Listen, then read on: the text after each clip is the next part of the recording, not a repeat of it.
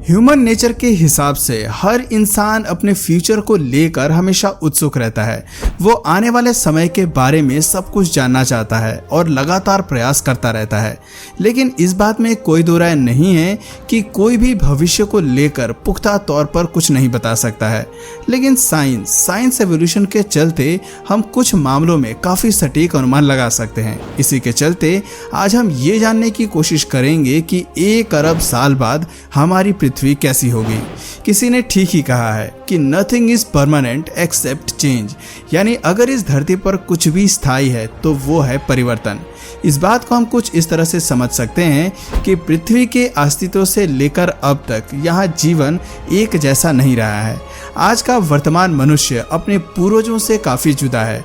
हमें यहाँ रहते हुए केवल 2 लाख साल हुए हैं, मगर इसके बावजूद इंसान ने अपने दिमाग और साइंस की बदौलत इतना विकास कर लिया है कि हम अपने भविष्य को लेकर अनुमान लगा सकते हैं, जबकि हमारे पूर्वजों के लिए ये किसी भी सपने से कम नहीं था। पहले का आदि मानव जहां जंगलों में रहा करता था, वहीं आज का आधुनिक मानव बड़ी बड़ी इमारतों में मजे का जीवन यापन कर रहा है। आपको बता दें कि पृथ्वी 4.5 बिलियन साल पुरानी है, जबकि सूर्य इससे भी पुराना यानी कि 5 बिलियन साल का है। इस तरह ये दोनों ही अपने जीवन का काफ़ी समय बिता चुके हैं और समय के साथ साथ पृथ्वी पर अनेक परिवर्तन हुए हैं। धरती पर जीवन ने 3.5 बिलियन साल पहले सांस लेना शुरू किया था और 66 मिलियन साल पहले एस्ट्रॉयड के टकराने से धरती के सबसे विशालकाय जीव यानी डायनासोर्स का अंत हो गया था। वहीं हिमयुग आने से भी धरती पर कई बदलाव नजर आए। दोस्तों, इन सभी बातों से ये पता चलता है कि धरती पर हमेशा एक जैसा नहीं रहा है। यहाँ समय समय पर अनेक बदलाव हुए और उन्होंने जीवन की परिभाषा को बदल कर ही रख दिया। ऐसे में सवाल उठता है कि क्या हमारा अस्तित्व धरती पर यूं ही सदा बना रहेगा या खत्म हो जाएगा, या फिर यहाँ कौन से बदलाव आएंगे। First change. आज से लेकर करीब 10,000 साल बाद धरती पर रीजन यानी क्षेत्र को लेकर भारी परिवर्तन देखने को मिलेगा। एक्सट्रीम ग्लोबलाइजेशन की वजह से क्षेत्रों के बीच कोई अंतर नहीं रह जाएगा। क्षेत्र क्या और देश क्या, सभी आपस में इतने घुल मिल जाएंगे कि इंसानों के बीच भेद करना मुश्किल हो जाएगा। कल्चर में इतना बदलाव आ चुका होगा कि उसके दम पर किसी की भी पहचान करना मुश्किल होगा। लोगों की भाषा, रहन सहन, वेशभूषा आदि सब कुछ समान हो चुका होगा। वहीं क्लाइमेट चेंज की वजह से लोगों के रंग रूप में भी काफी परिवर्तन देखने को मिलेगा। जहां आज अफ्रीका में रहने वाले अधिकांश लोगों का कलर अपीयरेंस ब्लैक है, वहीं अमेरिका या ब्रिटेन में रहने वाले नागरिक गोरे रंग के होते हैं। लेकिन तब सभी के अपीयरेंस में अच्छा खासा बदलाव नजर आएगा। उस वक्त लोगों के लुक्स में इतना परिवर्तन आ चुका होगा कि उनके रंग रूप को लेकर उनके क्षेत्र का पता लगा पाना मुश्किल हो जाएगा। स्किन और बालों के रंग जैसे लक्षण सारी दुनिया में एक जैसे पाए जाएंगे। इस तरह तब के मानव के रिलीजन और रीजन का पता लगाना किसी मुश्किल टास्क से कम नहीं होगा। मगर सबसे अच्छी बात यह होगी कि उस समय इंसानों के बीच रंग और क्षेत्र को लेकर आपस में कोई भेदभाव नहीं होगा और सभी मिलजुल कर प्रेम से रहेंगे। Second change.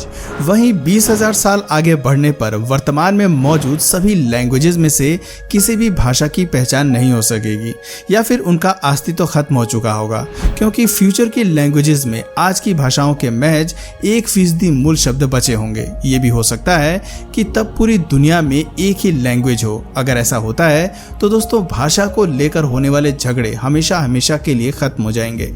Third change. 50,000 साल बीतने के बाद धरती एक बार फिर से आइस एज में पहुंच जाएगी। पृथ्वी का एक नया ग्लेशियल पीरियड स्टार्ट होगा और सभी जगह बर्फ ही बर्फ नजर आएगी। दोस्तों, मजेदार बात तो यह है कि पृथ्वी के एक दिन यानी 24 घंटे में 1 सेकंड और ऐड हो जाएगा, यानी पृथ्वी का एक दिन 1 सेकंड और लंबा होगा। Fourth change. 1 लाख साल बाद पृथ्वी के साथ साथ अंतरिक्ष में भी बड़ा बदलाव देखने को मिलेगा। धरती से दिखाई देने वाले तारों की पोजीशन में काफी परिवर्तन हो चुका होगा। आज जहां हम बिग डीपर स्टार्स यानी सप्तऋषि तारों को देखते हैं, उस वक्त वो किसी दूसरी जगह पर नजर आएंगे। ये भी हो सकता है कि इनकी जगह कोई और दूसरे तारे ले लें। Fifth change. 2.5 लाख साल आगे बढ़ने पर लोइही वोल्केनो पानी के लेवल से ऊपर पहुंचकर हवाई में एक नया आइलैंड बन जाएगा। Sixth change. अब बात करते हैं 5 लाख साल बाद की, जब पृथ्वी को एक बड़ा सा एस्ट्रॉयड हिट कर जाएगा।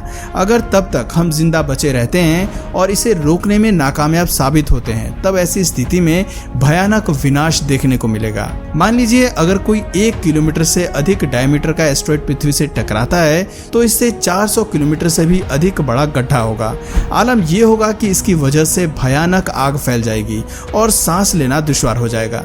धरती का एक हिस्सा पूरी तरह से नष्ट हो जाएगा। 7th चेंज, अगर इसे सुनकर भी आपके रोंगटे खड़े नहीं हुए हैं तो अगले 10 लाख सालों में एक और सुपर वोल्केनो विस्फोट होगा और इससे इतनी बड़ी मात्रा में लावा निकलेगा जिससे 75% ग्रैंड कैनियन भर जाएगा। करीब 3 लाख घन किलोमीटर जितनी राख उड़ेगी। ये नज़ारा तकरीबन 70 लाख साल पहले हुए टोबा ज्वालामुखी विस्फोट के समान होगा। इसके अलावा सबसे बड़े तारे यानी बीटलगेज तारा फटकर सुपरनोवा का रूप ले लेगा। इसे दिन के समय भी आसानी से देखा जा सकेगा। आपको बता दें कि ये सूर्य से 50 गुना अधिक बड़ा है। 8th चेंज, देखते हैं 20 लाख साल बाद धरती पर क्या क्या होगा। बता दें कि यहाँ ग्रैंड कैनियन का अस्तित्व तो खत्म हो जाएगा। 1 करोड़ साल बाद जियोग्राफिकली तौर पर धरती पर बड़ा परिवर्तन होगा। अफ्रीकी कॉन्टिनेंट टूटकर अलग हो जाएगा और अलग समुद्री बेसिन बना लेगा। 9th चेंज, 5 करोड़ साल बाद अफ्रीका यूरेशिया से टकरा जाएगा और इससे भूमध्य सागर का रास्ता बंद हो जाएगा और इन दोनों विशाल टुकड़ों के बीच एक नई पर्वत श्रृंखला बन जाएगा। ये पर्वत श्रृंखला इतनी बड़ी होगी कि माउंट एवरेस्ट भी इसके सामने छोटा नजर आएगा। उसी दौरान मंगल ग्रह का मून यानी फोबोस अपने आप मार्स से टकराकर खुद का अस्तित्व ही नष्ट कर लेगा। वहीं हवाई के सारे द्वीप जलमग्न हो चुके होंगे। ये सभी पानी के नीचे पहुंच जाएंगे।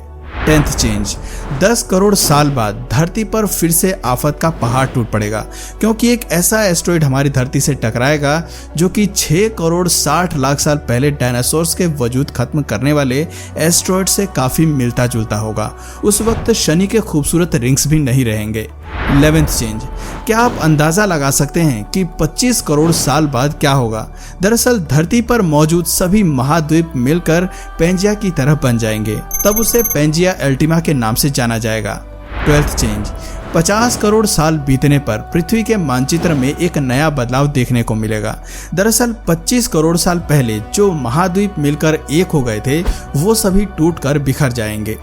13th चेंज, करीब 60 से 70 करोड़ साल बाद धरती पर एक नया खतरा मंडरा रहा होगा और उसका नाम है गामा रे विस्फोट। अगर ये पृथ्वी को हिट करता है तो ओजोन लेयर ध्वस्त हो सकती है। हो सकता है कि यहाँ कोई पर्यावरण टिक ना पाए और ऐसे में जीवन की कल्पना करना भी मुश्किल हो जाएगा। 60 करोड़ साल पश्चात चांद धरती से इतना दूर हो चुका होगा कि पूर्ण सूर्य ग्रहण जैसी घटना नामुमकिन साबित होगी। 14th चेंज, 100 करोड़ यानी 1 अरब पश्चात सूरज की चमक इतनी बढ़ चुकी होगी कि तब सारे समुद्र सूखने के कगार पर होंगे और भयानक सूखा पड़ेगा। आलम यह होगा कि पृथ्वी का औसतन सरफेस टेम्परेचर 47 डिग्री सेल्सियस तक पहुंच चुका होगा। ये आज के औसतन तापमान से 3 गुना अधिक होगा। साइंटिफिक अनुमान के हिसाब से पृथ्वी का एक दिन 24 नहीं बल्कि 28 से 29 घंटे का होने लगेगा। उस वक्त पृथ्वी पर ऑक्सीजन पूरी तरह से गायब हो जाएगी, इसलिए यहाँ इंसानी वजूद खत्म हो चुका होगा। लेकिन अगर हम इंसान समय रहते किसी दूसरे ग्रह पर जीवन यापन शुरू कर देते हैं तो हमारे लिए पृथ्वी को पहचानना काफी मुश्किल होगा।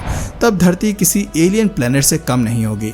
15th चेंज, 2 अरब साल बाद हमारी धरती सूर्य के हैबिटेबल जोन से भी बाहर आ चुकी होगी। तब सूर्य का हैबिटेबल जोन मंगल ग्रह के जैसा होगा।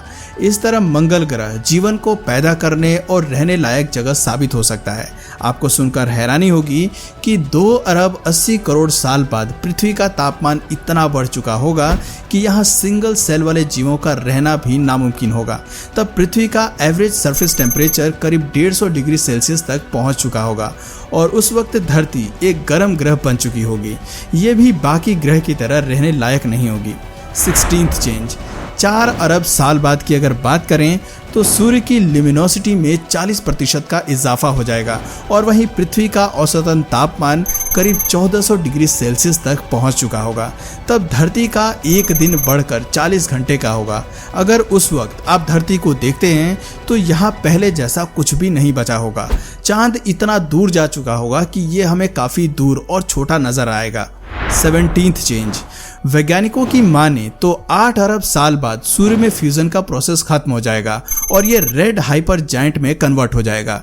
ये अपने वर्तमान साइज से भी 256 गुना अधिक बड़ा होगा। ऐसी स्थिति में हो सकता है कि ये अपने नजदीकी ग्रह जैसे अर्थ और मरकरी जैसे ग्रहों को अपने आगोश में ले ले। इस तरह हमारी पृथ्वी का हमेशा हमेशा के लिए अंत हो जाएगा। तो दोस्तों, ये सभी फैक्ट्स कल्पना और अनुमान के आधार पर ही बताए गए हैं। इस बारे में आपकी क्या राय है, हमें कमेंट करके जरूर बताइए। और अगर इस वीडियो से आपको कुछ नया जानने या सीखने को मिला या फिर इंटरेस्टिंग लगा तो प्लीज इस वीडियो को एक लाइक करके अपने फ्रेंड्स और फैमिली में से जरूर शेयर करें। और यदि आप इस चैनल पर नए हैं तो प्लीज इस चैनल को सब्सक्राइब करके बेल नोटिफिकेशन आइकन को ऑन कर लीजिए ताकि हमारे आने वाले वीडियोस आप मिस ना करें। मिलते हैं फिर किसी वीडियो में नए टॉपिक के साथ, तब तक के लिए नमस्कार।